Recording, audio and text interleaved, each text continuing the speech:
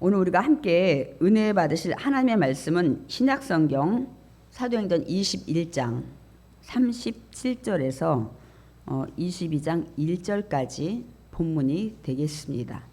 바울을 데리고 영내로 들어가려 할 그때에 바울이 천부장에게 이르되 내가 당신에게 말할 수 있느냐 이르되 내가 헬라 말을 아느냐. 그러면 내가 이전에 소요를 일으켜 자객 4,000명을 거느리고 광야로 가던 애굽인이 아니냐. 바울이 이르되 나는 유대인이라 소읍이 아닌 길리기아 다소시의 시민이니 청컨대 백성에게 말하기를 허락하라 하니 천부장이 허락하거늘 바울이 층대 위에 서서 백성에게 손짓하여 매우 조용히 한 후에 히브리 말로 말하니라. 부용들아, 내가 지금 여러분 앞에서 변명하는 말을 들으라. 아멘. 사실 오늘 이제 바울이 자신에 대한 변론, 본문의 내용은 22장이 전체가 됩니다. 네, 너무 내용이 길어서 그것은 제가 이제 설교 말씀으로 이제 하려고 합니다. 은혜 받을 우리 설교 제목 읽어보겠습니다. 나는 이런 자입니다. 자기 소개할 때 보통 이렇게 나와서 나는 누구누구입니다 하고 얘기를 하죠. 오늘 본문의 내용이 사실 사도 바울이 자신에 대해서 나는 이런 자입니다 이렇게 소개를 하는 내용입니다. 우리가 지난 시간에 우리 이제 바울이 유대인들의 그 폭동으로 어떻게 했어요? 이제 막 돌 맞아 죽을 그 직전에 로마의 군대 천부장이 와서 이제 구해냈죠. 그래서 로마 천부장이 왜 이렇게 소란을 이뤄가고 이런 폭동이 일어났나 그 진상을 알려고 했는데 워낙 소란을 피우고 시끄러워서 어떻게 됐어요? 알 수가 없어가지고 이제 자기가 거하는 군대 내로 데리고 가려고 하는 상황들을 말씀을 통해서 들었습니다. 그 바울이 왜 이렇게 이들에서 돌맞아 죽을 린치당하는 이런 상황이었었는지를 우리가 저번에 설교를 통해 들었어요. 모세의 율법을 파기한다는 거예요. 그래서 할례도 지키지 않게 하고 관습도 다 피지 않은 자. 더구나 이 자는 이방인을 이 거룩한 성도까지 데리고 들어와서 더럽혔다는. 그래서 이들이 한꺼번에 막 소란을 피고 바울을 성전 밖으로 데려다가 막 돌로 쳐 죽이는 그런 상황이었던 것을 우리가 말씀을 들었습니다, 여러분. 그러니까 이제 천부장은 도저히 진상을 알아낼 수가 없어. 너무 막 이 사람은 이 소리하고 저 소리하고 막 또 그 와중에 막 손 내밀어서 또 죽이려고 하고 이런 상황이라 이제 군대 안으로 데려가라고 얘기를 하는데 이들이 군대 안으로 데리고 들어가려니까 더 난리치는 거예요. 이제 군대 안으로 끌고 들어가면 바울을 죽일 기회가 사라지니까요. 바울과 유대인들은 두 번 다시 이제 못 만날 수도 있어요. 그러면 우리 생각에는 바울은 안도의 한숨을 쉬게 되는 거예요. 우리 생각을 하면 내가 죽을 뻔했잖아. 돌 맞아서. 그런데 이들 둘 다 마지막 만남이 될 수도 있는데 이들의 나타난 그 양상은 완전히 반대였어요. 유대인들은 마지막이니까 더 죽이려고 죽이자 막 소리치고 아마 데려가는 이 군인들이 들려서 올라갔잖아.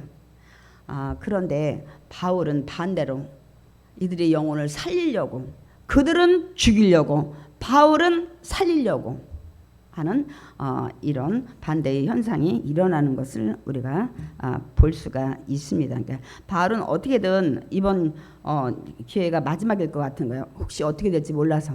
그래서 어떻게 하든 이 기회를 만들어서 복음을 이들에게 전해야 되겠다는 그런 생각밖에 없는 사도 바울을 우리가 알 수가 있습니다. 그러니까 지금 바울은 어떤 상황이냐면 군인들한테 둘러싸여 있는 데다가 지금 천부장이 명령을 내렸잖아.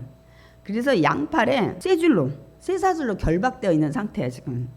좀 전에 돌 맞아서 죽을 뻔했고 지금은 자기는 무슨 죄를 졌는지 모르지만 쇠사슬로 결박당하고 이런 상황에 바울의 심정은 어떤 생각이 들겠어요? 우리 같으면 그들에 대한 미움, 증오가 가득했을 거예요. 그런 마음 들죠. 내 잘못한 것도 없는데 지금 너구나 이들이 더 미운 거는 지금 이제 군대 안으로 천부장의 명령에 의해서 막 군인들이 들고 가는데도 막 어떻게든 막 이렇게 손이 닿으면 때리려고 그러고 막 죽이려고 하고 막 죽이자 소리치고 이렇게 소란을 피니 얼마나 더 미웠겠습니까, 여러분? 근데 이제 우리 바울은 어땠어요? 도리어 그들을 긍휼히 여기고 정말 어디 가든지 복음 전에서 영혼을 살리려고 하는데 안간힘을 쓰고 있습니다. 지금 복음 전할 상황이에요. 자기 생명 구할 상황이지. 네, 이 사도 바울이 이제 디모데에게 그래서 이 얘기를 합니다. 여러분 너무 잘 아시는 말씀이에요. 디모데후서 4장 2절 다 같이 읽겠습니다. 너는 말씀을 전파하라. 때를 얻든지 못 얻든지 항상 힘쓰라. 잠깐 말씀 볼게요. 지금 때를 얻을 수가 없어. 지금 끌려가는 입장이에요. 지금 막 조금만 여기서 더 머물렀다가는 막 죽이려고 달려들고 소리치고 막 소름 피는데 때를 지금 얻을 수가 없는 상황이야. 근데 바울은 디모데에게 그래도 항상 힘쓰래. 이렇게 얘기했던 바울은 먼저 스스로가 이거를 실천하는 걸 볼 수가 있습니다. 우리가 남한테 얘기할 때 자신이 먼저 해야 되는 거야. 그래서 권위가 있고 말에 대한 힘이 있는 거예요. 그러니까 이제 바울은 지금 죽음 무릅쓰고 천부장에게 막 뭐라고 얘기하냐면 이 기회를 복음을 전해야 되잖아. 때를 못 얻든지 얻든지. 그래서 헬라어로 유창하게 당신에게 좀 내가 좀 말을 할 수가 있냐고 이렇게 묻습니다. 천부장이 깜짝 놀란 거예요. 허스름한 우리가 그 사도 바울의 그 역사적 인물에 나온 사진을 보면요, 굉장히 인물이 이렇게 축칠하지 못해요. 키 작고 어눌하게 보이고 머리가 다 빠져 있고 이런 모르겠어요. 그게 그 진짜 사진인지 모르지만 허름하게 지금 두드려 맞고 있는 이자가 당시 그 로마 제국의 통용인 헬라어를 너무너무 유창하게 말하는 거예요. 그때 천부장이 순간 드는 생각이 있었어요. 왜냐면 3년 전에 그 애굽인 거짓 선지자가 이 예루살렘에 와가지고 한 4만 명을 데리고 와가지고 선동을 한 적이 있어요. 그러면서 그가 예언을 하는데 이제 예루살렘 성벽이 무너질 거다. 로마의 군인들도 다 멸망할 거다. 그래가지고 이 예루살렘을 자기가 차지하려고 하는 이런 자가 3년 전에 AD 54년경에 여기 와서 소란을 피웠는데 이제 벨릭스 총독이 그거를 알고 그들을 그 무리들을 진압을 했어요. 이런 상황이 되다 보니까 이 애굽인 선지자도 도망가 버려서 못 잡았어요. 이들이 그 감람산이나 광야에서 주둔을 하고 있다가 이렇게 벨릭스 총독이 막 지시 내려서 이렇게 막 아수라장이 되니까 진짜 잡아야 될 두목은 사라져 버린 거예요. 그러니까 이 천부장은 그때 생각이 난 거예요. 우와, 이 자가 혹시 그 자가 아닐까? 그래서 바울에게 이제 물어보는 거예요. 네가 3년 전에 그 애굽인 거짓 선지자가 아니냐고 이렇게 묻습니다. 그러니까 바울은 아니다. 나는 애굽인이 아니라 내가 태어난 것은 작은 도시도 아니고 길리기아 다소성에서 태어났고 나는 유대인이다. 이렇게 얘기를 이제 자기 변명을 하고 그 다음에 천부장이시여, 나 이 백성들한테 좀 말할 기회를 좀 주시옵소서. 허락해달라고 이렇게 또 그 순간에 바울의 생각은 오직 복음을 전해야 된다는 생각밖에 없는 거예요. 지금 자기 생명이 위태로운데도 불구하고 그 순간에 또 이렇게 얘기를 해서 허락을 받아냅니다, 여러분. 그러니까 지금 바울은 참 모양새도 참 그렇습니다. 지금 군대 안으로 올라가는 그 층계 마지막 거기에 서가지고 군인의 양팔에 이 쇠사슬 결박당하고 막 그리고 성전 밖에 가서 막 돌로 막 쳐서 여기가 막 피는 흘리고 여러분 상상을 해보세요.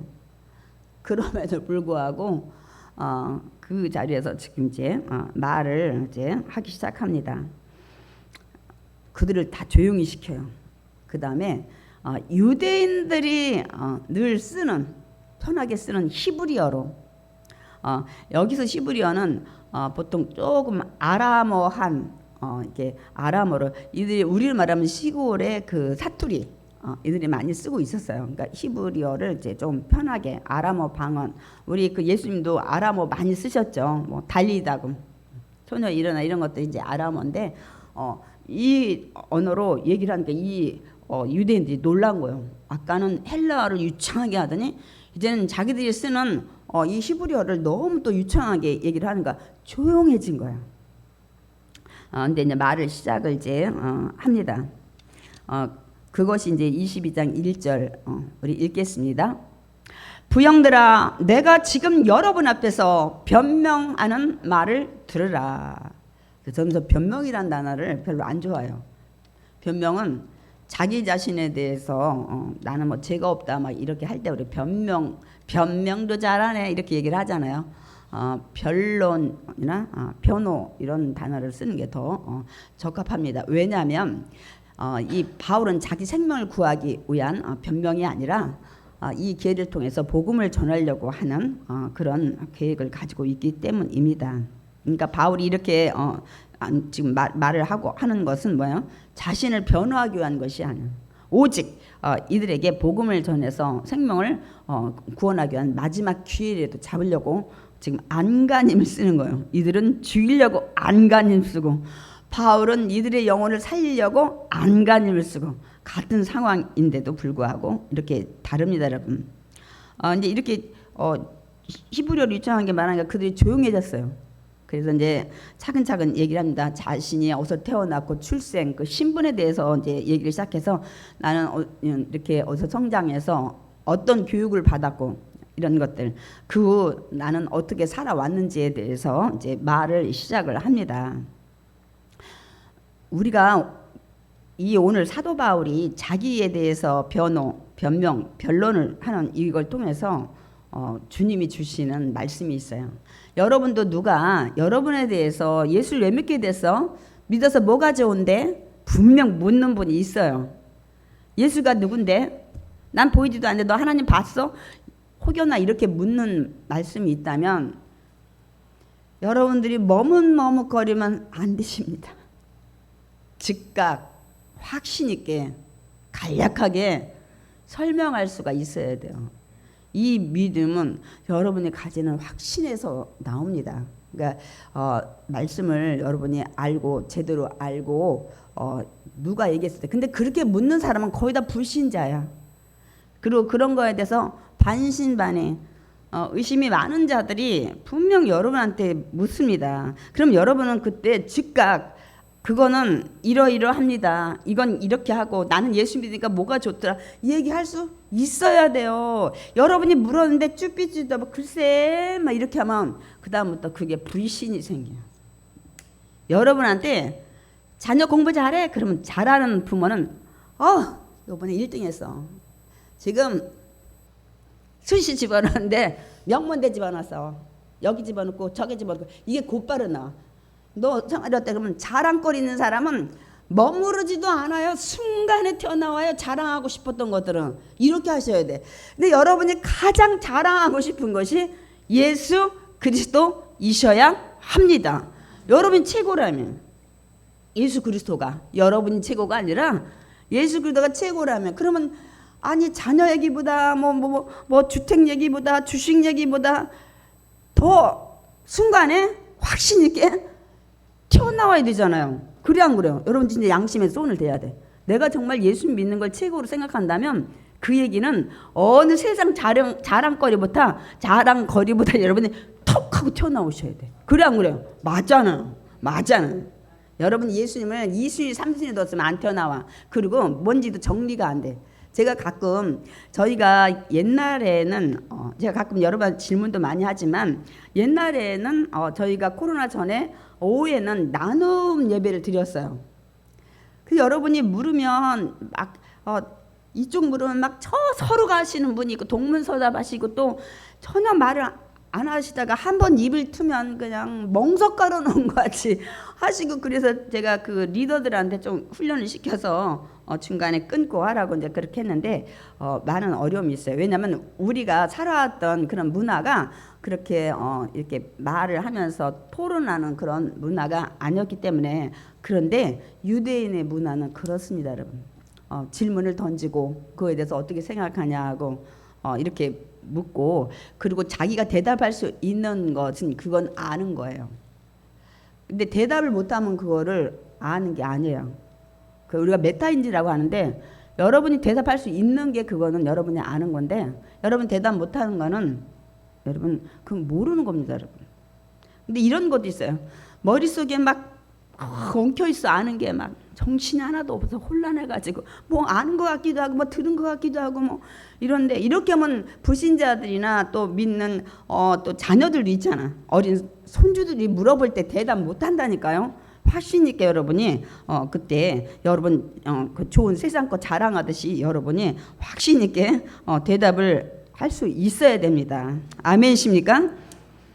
그러니까 예수 믿는 자신, 예수님에 대해서 물어볼 때, 너 지금 예수 믿어서 뭐가 좋아? 너 소망이 있어? 뭐 이런 것들. 근데 그 얘기를 베드로가 했다니까요. 우리 베드로전서 3장 15절 말씀 읽어보겠습니다. 다 같이 읽겠습니다. 너희 속에 있는 소망에 관한 이유를 묻는 자에게는 대답할 것을 항상 준비하되 온유와 두려움으로 하고. 우리 소망, 천국에 대한 소망이잖아요. 이런 것들 묻는다면 이제 구체적으로 뭐 예수 믿는 게 좋냐, 뭐 이런, 예를 들어 뭐 이런 것들 여러 가지 있을 수가 있죠. 이렇게 더 자세하게 디테일하게 한다면 이런 것들을 여러분 항상 말씀할 수 있도록 준비를 하라 해서, 그 대신 그것을 여러분 가볍게 생각하고 아무거나 대답하면 안 되고 온유와 두려움으로 하라고. 베드로가 성경에 이 얘기를 하고 있는데 우리가 한 번도 생각 안 해봤어. 근데 오늘 바울이 변명하고 이렇게 하는 걸 보면서 우리가 한번 이거 짚어봐야 되겠다. 제가 그런 생각을 했습니다, 여러분. 그러니까 언제든지 즉시 얘기할 수가 있어요. 간증도 마찬가지예요. 네, 뭐 간증은 이제 보통 좀 특별한 분이 하시긴 하는데, 간증뿐만 아니라 뭐든지 이 믿음에 대한 거 물을 때 여러분이 머뭇거리면 안 돼요. 그럼 확신이 없어지고 권위가 떨어져요. 근데 이유가 뭐냐? 정리가 안 돼서 그래요. 여러분이 나와서 대표 기도하는 것도 쭉 하다 보면 맥락이 잡히잖아. 여러분이 막 기도를 더 유창하게 하려고 하실 필요가 없어요. 저 기도문 책도 많이 읽고 하다 보면 그걸 이제 응용해서 이제 만들고 하다 보면 여러분 여기에 뼈대가 잡혀요. 그래서 무슨 기도를 해야 될지 이렇게 되는 것처럼 이 말하는 이것도 정리가 되면 여러분이 그 순간적으로 짧게라도 설명할 수가 있습니다, 여러분. 그러니까 여러분 정리를 하자면, 먼저 제가 지금 이걸 이론을 얘기하는데 사도 바울이 그렇게 했어요. 정리를 하자면 예수 믿기 전의 삶을 먼저 얘기하셔야 돼. 제일 먼저. 예를 들어서 예수 믿고 뭐가 좋아? 그러면 내가 믿기 전에는 사실 내가 이만저만 했어. 근데 예수 믿기 전에 얘기를 여러분이 너무 장황하게 얘기해. 막 나 부자였고 잘 나갔고 뭐 어쩌고 저쩌고, 이거 길어지면 잘못하면 교만으로 보입니다, 여러분. 근데 이게 또 정리가 돼야 돼. 이제 여러분이 설교를 듣고 나면 그렇구나, 이럴 때 내가 간략하게 이렇게 해야 되겠다 하면서 여러분 이제 정리가 될 거예요. 그러니까 예수 믿기 전에 삶을 잠깐 얘기를 해야 돼요. 왜 그런지 두 번째, 세 번째를 보면 우리가 알게 됩니다. 그러니까 근데 어떤 분은 막 장황하게 자기 걸 막 옛날에 무슨 일 있었고 무슨 일 있었고 막 무슨 일 있었고 막 계속, 예를 들어 간증이라고 따지면은 간증의 막 한 70%가 막 과거 얘기야. 근데 내 과거의 삶이 별로 좋지 않았다 싶은 분은 또 숨겨. 말도 안 해. 또 물어도 대답을 안 해. 근데 우리도 숨기고 싶은 얘기 있을 수는 있어요. 그래 안 그래? 그거는 성령님이 알아서 그냥 좀 이건 그렇다 하면 안 하셔도 돼요. 편하게. 그러나 내가 예수 믿기 전에 삶은 이런 건 얘기할 수 있잖아. 내가 예수 믿기 전에 난 돈이 최고라 해서 막 돈 버는데 내 인생 걸었어. 막 권력이 최고라 해서 막 남들도 막 밟고 올라가서 막, 그리고 그때는 난 하나님 필요가 없더라고. 나 그래서 막 이렇게 살았어. 이 정도만 하시면 돼요. 그렇게 하고 이제 이 그 믿기 전의 삶을 여러분 다음에 무슨 얘기할 때 여러분이 좀 정리를 해 드리려고 제가 말씀을 드리는 겁니다. 그리고 나는 있잖아 너무 힘들게 살다 보니까 과거 얘기라 별로 창피하지 않아요. 정 숨기고 싶은 얘기는 성령님이 그러면 안 하셔도 돼. 아, 근데 너무 힘들니까 매일 죽고 싶더라고. 무슨 하나님이야. 사람들이 하나님 믿으라는데 너나 복 받아라. 내가 막 이렇게 살았어. 예수 믿기 전에 나는 이렇게 살았다. 그리고 난 너무 잘 나가니까 하나님 필요 없었어. 그리고 하나님 전하는 자는 나보다 더 못 살았어. 그러나 내가 그 사람 얘기 듣고 내가 하나님 믿었겠어? 너나 잘 살아라. 왜 너는 하나님 믿고 못 살았어? 나 이렇게 교만하게 살았다? 이런 정도는 얘기하셔도 돼요. 옛날에 무슨 뭐 황금 송아지가 어디고 뭐 그런 얘기까지 갈 필요는 없어요. 근데 무슨 얘기하라면 이 얘기 긴 사람이 더 많아. 제가 이제 왜 거기에 짧아야 되는지 뒷부분들을 이제 좀 얘기를 할 거예요. 근데 바울도 무슨 얘기를 했는지 제가 이제 설교할 때 그거를 좀 참고로 할 겁니다, 여러분. 두 번째는 예수 믿기 전에 나는 이렇게 험한 삶을 살았어. 아니면 나는 이렇게 교만한 삶을 살았어. 뭐 하나님도 필요 없더라고. 난 그 전도해도 다 내가 그냥 다 쫓아버렸어. 막 예를 들어 이렇게 했던. 그 다음에는 그런데 어느 날 예수를 믿게 됐어. 예수를 만나게 됐다. 내가 너무 힘드니까 질병이 왔어. 누가 와서 전도하더라고. 병 와서 못 고친다 그래가지고 교회 가서 예배 드리면 낫는데 그래서 나 교회 나오게 됐어.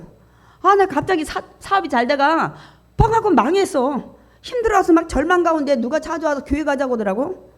그래서 그냥 억지로 끌려갔어. 뭐 부모가 됐든 친구가 됐든 나 건드려 이렇게 왔어. 내가 예수님을 믿게 된 동기 있잖아요. 그래서 어느 날은 처음에 앉았는데 꽂아놓은 보리차도 아무것도 안 들리더라고. 그래도 미안해서 매일 끌려다녔어. 근데 어느 날 말씀이 들리기 시작하더라고. 그때 마음이 평안해지고 찬양 가사가 다 내 거 같고 그리고 어느 날 기도하다 보니까 눈물이 나더라고. 그 말씀을 보니까 막 이제는 내 마음이 그게 막 느껴지더라고.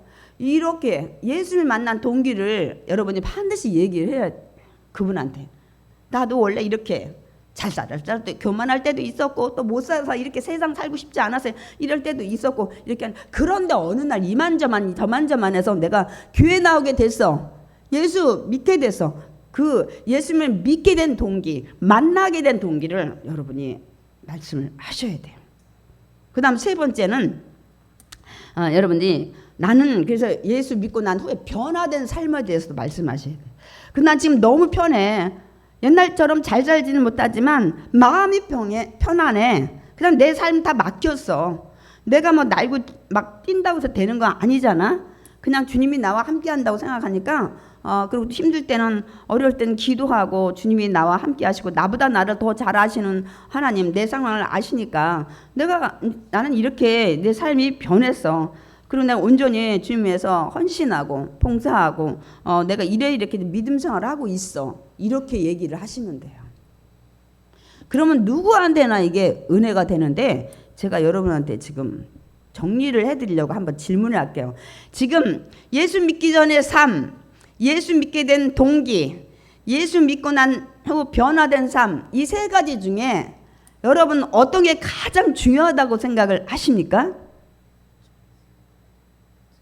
생각하셔야 돼. 중요하다고 생각한 건 꼭 반드시 얘기하고 그건 좀 길어도 되니까 얘기 중에. 추석 명절 앞이라 아무 생각이 안 나십니까? 제 농담이고요.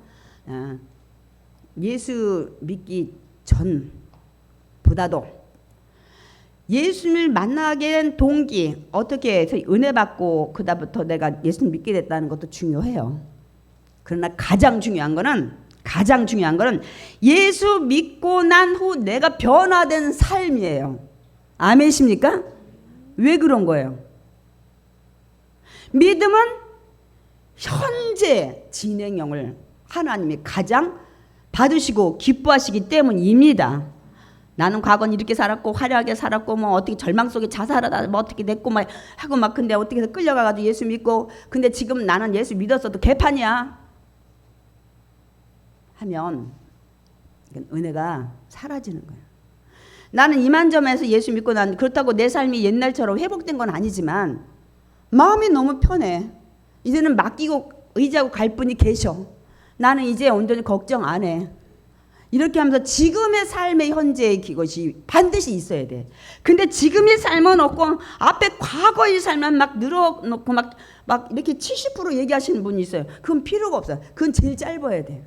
그 다음 예수 믿게 된 동기는 반드시 그분한테 나는 이렇게 해서 믿게 됐다는 것을 여러분 확실히 알려줘요. 그 다음에 나는 지금이 너무 좋아. 비록 옛날처럼 잘 살지는 못하지만 하면서 이 얘기가 길어지고, 그래서 나는 요새 말씀을 몇 장씩 읽고 그래도 못하는 기도 해보려고 노력하고 있고 그렇게 하고 나는 지금 감사하면서 살아. 이게 반드시 들어가야 돼요. 주님 왔을 때 심판은 옛날에 빨간 가방 휘달리면서 전도했던 거, 옛날에 봉사했던 거 다 필요 없어요. 현재를 보시는 거예요. 현재를 본다. 네가 지금 슬기로운 다섯처럼 기름 준비하고 있느냐는 거예요. 옛날에 분명 기름 등잔 다 준비했을 거예요. 제가 항상 마태복음 25장 얘기하잖아요. 거기에 기름이 없는 게 아니라 기름을 붙였어요. 신랑 왔다고. 근데 거기에 보니까 꺼져가는지라, 늘 성령 충만에 마지막 변화된 삶을 유지 못했던 거예요. 그 천국 문이 닫히는 걸 우리가 볼 수 있습니다. 그러니까 지금이 중요한. 옛날에 과거는 필요가 없어요. 그 얘기를 나중에 사도 바울도 이제 빌립보서 그 3장에서 쭉 그 얘기를 이제 하고 있습니다. 나 있잖아, 내 막 배경 말하면 나 8일 만에 할례받고 여기 보면 뭐 이스라엘 족속이고 베냐민 집하고 히브리인 중에 히브리인이고 바리새인 중에 말이고 율법의 흠이었고 막. 근데 뭐라고는 사도 바울이 한참 자기 얘기를 과거 얘기를 막 하다가 나 있잖아, 나 이거 배설물로 다 버렸어. 난 그렇게 생각 안 해. 왜? 옛날에 내가 가진 권력, 명예, 물질 이런 걸로 난 의인이 된 게 아니야. 예수 그리스도를 믿어서 의인 돼서 천국 가고 하나님 자녀 됐기 때문에 옛날에 내가 이렇게 유명하고 가말리아 문화에서 공부하고 이런 거 다 버렸어. 난 사도 바울이 나중에 얘기해요. 과거에 여러분 그런 것들이 필요가 없다는 거예요. 그게 나를 의롭게 하지 않았기 때문에, 그런 조건들이 나를 구원시키지 않았기 때문에 나는 이제는 다 배설물로 버렸대요. 똥물처럼 버렸대잖아요. 그 얘기를 하고 있습니다. 우리가 나중에 빌립보서에 또 가면 이제 그거를 공부를 하게 될 것입니다, 여러분. 그래서 가장 중요한 거는 믿음은 현재가 중요한 거야. 과거에 뭐 아무리 뭐 봉사를 하고 아무리 교회에 적어도 그게 아니라 지금 물어보세요. 주님은 왔을 때 지금을 물어보세요. 지금을 네가 믿음 생활 제대로 하고 있는지, 지금 성령 충만한지 그거를 보십니다. 여러분이 반드시 잊지 마시기 바랍니다. 근데 바울이 지금 이제 설교를 시작했잖아요, 히브리어로. 이제 이들에게 복음 전하려는 목적이 가득 차 있는데, 그럼 제일 먼저 자신에 대한 그 불신, 오해를 먼저 풀어야 돼. 우리가 저 사람이 하는 얘기가 딱 거짓이다, 불신이다, 뭐 이렇게 안 좋은 인상이 있으면 그 사람이 아무리 선한 말을 해도 우리가 듣지 않잖아요. 믿지 않잖아요. 그래서 이제 이 사도 바울은 어떻게 생각했냐면 이거부터 풀어야 되겠다. 그래야 내 말을 이들이 듣고 복음도 듣겠다 싶어서 이젠 부양들아 그러고 내 얘기 들으라고 그러고, 나도 당신들과 똑같은 사람입니다. 그러고서 이제 그래서 막 자기 신분 막 살아온 그 과거, 일단 과거를 얘기해요. 제가 얘기했잖아요. 무슨 얘기할 때 예수 믿기 전에 나 이런 사람이었습니다 하고 얘기를 하는데 짧게 얘기해요. 나는 부모님 때문에 이 길리기아 다소가 그때 당시는 이방 지역에서, 근데 로마의 식민지가 돼가지고 이 부모님들이 어떻게 해서 뭐 좋은 일을 했는지 로마의 식민권을 받은 것 같아요. 그래서 길리기아 다소에서 태어났다고 이제 얘기를 합니다. 하지만 제가 이방에서 예루살렘에 태어나지는 않았지만 자라기는 이 예루살렘 성에 와서 최고의 그 학자들이 있는 가말리아 문화에서 공부를 했습니다. 그리고 하나님한테도 여러분처럼 얼마나 열심히 있는 자인지 모릅니다. 어느 정도냐면 나는 예수를 믿고 따르는 이거가 나는 너무 싫어서 박해를 하려고 막 사람들을 죽이기까지 했대. 그러니까 이게 두 가지 볼 수 있어요. 우리가 그 사도행전에 나와 있는 내용 말고 그럼 죽이기까지 했나, 아니면 스데반 집사 그 죽는 현장에 있는 거를 이렇게 얘기를 했는지. 남녀도 막 다 집집마다 막 찾아가서 예수 믿자 결박해서 옥에다 넘겨줬다. 그리고 나는 그것도 모자라서 먼 담에서까지 예수 믿는 잡으러 내가 대제사장한테 공문 위임 받고 내가 지금 말 타고 막 터덕터덕 막 가는 그런 일까지 했다. 이들한테 이 얘기를 이제 합니다. 그래서 이들을 끌어다 예루살렘에서 이제 형벌받게 하려고 했다. 이렇게 해서 이제 그 예수 믿기 전에 얘기를 합니다. 두 번째 아까 얘기했죠. 예수를 믿게 된 이제 경위, 동기를 얘기를 합니다. 그래서 내가 다메섹에 막 타닥타닥 거의 도착했는데 그때가 정오였는데 갑자기 우리 그 태양빛보다 더 강한 빛이 나를 두르기에 내가 그만 땅에 고꾸라졌다. 그 빛이 너무 강해서. 근데 좀 이따 소리가 들리더라. 사울아 사울아. 그 당시는 사울로 이름이 있어. 이건 히브리식 이름이고 바울은 로마식 이름이야. 사울아 사울아 내가 나를 밖에 하느냐. 내가 그래서 이러다 주는 누구십니까? 여기서 주는 선생님 누구십니까? 그러자 나는 네가 밖에 하는 나사렛 예수라. 그러면서 이제 이렇게 얘기를 하는데 그 같이 간 일행들은 빛은 봤지만 소리는 못 듣는 것 같았다고 얘기를 합니다. 그리고 나에게 말씀하시는 소리가 또 뭐라고 이제 그래서 들렸기 때문에 물었다는 거예요. 그럼 내가 무엇을 하리까? 그러니까 이제 주님이 일어나라. 다메섹으로 그러고 들어가라. 네가 해야 할 모든 것을 거기서 누군가 기다렸다가 너에게 말해줄 것이라. 이렇게 말을 들었다는 거예요. 이 지금 사도 바울이 예수 믿게 된 동기를 얘기하고 있습니다. 그래서 나는 그 빛의 광채로 눈의 시력을 잃었다. 그래서 일행들이 나를 데리고 다메섹으로 들어갔다. 아니나 다를까 얼마 후에 율법에 경건하고 그 다메섹에서 사람들한테 존경받는 아나니아라는 사람이 찾아왔다. 이제 보통 이제 이 다메섹의 교회 영적 지도자가 아닐까 하고 이제 우리가 짐작을 합니다만 아나니아가 찾아오더니 뭐라 하냐면 나를 쳐다봐라. 눈 떠봐. 바울이 눈을 딱 떴는데 어머 눈이 뜨였어요. 감겼던 눈이 비닐이 벗겨지고 우리가 사도행전 9장에 알죠. 그래 그때부터 눈이 보이게 됐다. 그런데 또 아나니아가 이렇게 얘기하더라. 하나님이 너 택해가지고 하나님의 뜻 계획 이방에 나가서 복음 전하는 이걸 알게 했고 그리고 하나님이 너 그 의인 예수님을 너 직접 다메섹에서 보게 했잖아. 그의 음성을 듣게 했잖아. 그러니까 너는 이제부터 모든 사람들한테 이 만난 예수님을 증거하는 사람이 될 것이라고 얘기를 하더라는 얘기까지 합니다. 그러니까 이 하나님의 뜻 그것이 이제 사도행전 9장 15절 아나니아가 먼저 받았잖아요. 주님이 가서 거기 다메섹에 눈 감긴 바울이 있을 거라고 했을 때 못 가요. 내가 소문 들으니까 예루살렘에서도 막 사람 죽이고 잡고 한 여기까지 지금 공문 받아가서 죽이려고 하는데 내가 거기 왜 나타나냐고 나는 그 사람 못 믿는다고 할 때 하나님이 이 얘기를 했죠. 주께서 이르시되 가라 이 사람은 내 이름을 위하여 이방인과 임금들과 이스라엘 자손들에게 전하기 위하여 택한 나의 그릇이다. 아나니아야 가라. 그래서 가서 안수해가지고 이렇게 하고 또 침례를 베풀고 하는 걸 알 수가 있죠. 그래서 결국은 이제 바울이 그래서 그를 통해서 주님이 주신 사명도 들었고 또 침례도 받고 제사함도 받아서 예수를 믿게 됐다고 예수를 믿게 된 동기를 얘기를 합니다. 그러면 우리가 제가 아까 했죠. 무슨 얘기를 해도 논리 정연하려면 그다음 예수 믿고 난 변화된 삶을 얘기해야 돼. 근데 사도 바울이 그대로 그걸 하고 있어요. 변화된 삶. 그래서 예수 믿고 이제 그 후에 예루살렘에 돌아왔대요. 이제 자숙을 했겠지. 옛날에 예루살렘을 다 집집마다 다 뒤져가지고 막 옥에 가두고 했던 이제 기도를 성전에서 하는데 주님이 내게 말씀을 하셨다는 거예요. 예루살렘에서 나가라, 바울아. 그들은 내가 내게 대하여 지금 여기서 증언하는 말 듣지 않을 거야.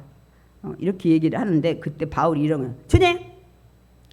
제가 여기서 사람들 다 잡아다 결박했고요. 스데반 죽는 자리도 있었고요. 다메섹에서도 공문 받아가지고 갔던 이런 자이기 때문에 이들이 다 알고 있다.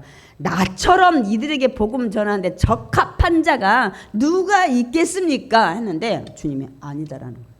너 빨리 여기서 떠나라는 거예요. 우리 옛날에 그래가지고 바울이 떠나가지고 다소에 가서 있고 한 것들을 볼 수가 있습니다. 왜냐하면 헬라인 유대인들이 가만히 안 놔두고 죽이려고 했던 걸 우리가 앞에서 공부했습니다. 그래서 주님이 내가 그렇게 얘기했는데 빨리 떠나라는 거야. 내가 너를 멀리 이방인에게 보낼 거라니까. 이방인의 전도자로 사역자로 보낼 거라고 말씀하셨다. 그러니까 이제 여기까지 지금 설교가 끝났어요. 나를 너희들한테 복음 전하려고 했는데 주님이 그러더라. 나를 이방인한테 가서 복음 전하라고. 네가 아무리 열심히 복음 전해도 저들이 듣지 않을 거라고 했다 하고 딱 설교가 지금 아직 끝나지 않아서 왜냐하면 예수 믿고 변화된 삶은 아직 지금 이제 시작인데 갑자기 조용히 듣고 있던 사람들이 막 폭동이 일어나고 막 소란이 일어나고 지금 난리가 났어요. 조용히 듣고 있던 사람들이. 그게 사도행전 22장 22절 23절 한번 읽어보겠습니다. 이 말하는 것까지 잠깐 스톱이요. 나 이방인의 사도로 가라고 하더라. 여기까지 말하는데 막 그들이 듣다가 다 같이 읽겠습니다. 소리질러 이르되 이러한 자는 세상에서 없애버리자 살려둘 자가 아니라 하며 막 떠들며 옷을 벗어 던지고 티끌을 공중에 날리니. 제가 어떤 목사님 설교 듣다가 너무 놀란 거예요. 저기 막 떠들고 옷 벗어 던지고 막 티끌을 막 공중에 날리는데 그 목사님이 이렇게 하는 거예요. 저게 고등학교 졸업식 때 하는 일인데 여러분 지금도 그러는지 몰라요. 고등학교 졸업한 애들이 막 이제 해방이다 막 교복 다 찢고 막 분가루 뿌리고 막 난리예요. 남자애들이 특히 이제 해방이다 해서 고3 애들 졸업식장에 가면 지금도 그런지 모르겠어 막 밀가루 갖다 뿌리고 뭐 교복도 다 던지고 이제는 끝이다 이거예요. 근데 그러면서 그 목사님 얘기가 아니 고3인가? 난리가 났다요. 고3처럼. 저렇게 막 소란이 이런 이제 난 겁니다. 그게 뭐냐면 이들이 왜 조용히 듣고 있다가 갑자기 저 소리에 이방인에게 복음을 전하라고 했다는 소리부터 소란을 피웠냐는 거예요. 이들의 유대인의 생각에는 여전히 자기들은 선민의식 사상 하나님이 우리만 택하셨다는 이것이 아직도 젖어 있었기 때문에 이방인한테 복음 전하는 것이 용납이 안 되는 거예요. 그래가지고 이들이 막 소란이 일어난 거예요. 그래서 이걸 받아들이지 못하기 때문에 더 이상 얘기도 듣지 않는 거예요. 그러니까 막 상황이 갑자기 막 악화됐어요. 아까 막 떠들고 막 집어 던지고 난리가 났잖아요. 이렇게 되자 천부장이 어떻게 해요? 우리가 여기 뒤에 이제 있지 않는데 급히 막 바울을 이 군대 안으로 들어가게끔 하고 명령을 내립니다, 여러분. 제가 오늘 설교를 여기서만 일단은 좀 중단하려고 그래요. 오늘 여기까지 전한 말씀 가지고 여러분이 어떤 거를 우리가 베드로를 우리가 한 말을 들었지만 여러분한테 묻는다면 항상 얘기할 것을 준비하라고 했잖아요. 그래서 제가 어떻게 전하는 거지 무엇이 가장 중요한지를 전했는데 오늘 이 사도 바울은 예수 믿고 변화된 삶을 전하려고 하다가 이방인 얘기 나오는 바람에서 수톱이 됐어요. 다 못 전하고. 이제 왜냐하면 자기가 이방인 지역에 가서 복음 전할 때 하나님이 어떻게 역사하셨는지를 얘기하면서 그 하나님을 소개하고 주님을 소개하려고 했는데 여기서 사탄마귀가 복음을 끊어버린 거예요. 제가 오늘 정도는 여기서 이제 끝을 맺는데 정말 드리고 싶은 얘기가 있어요.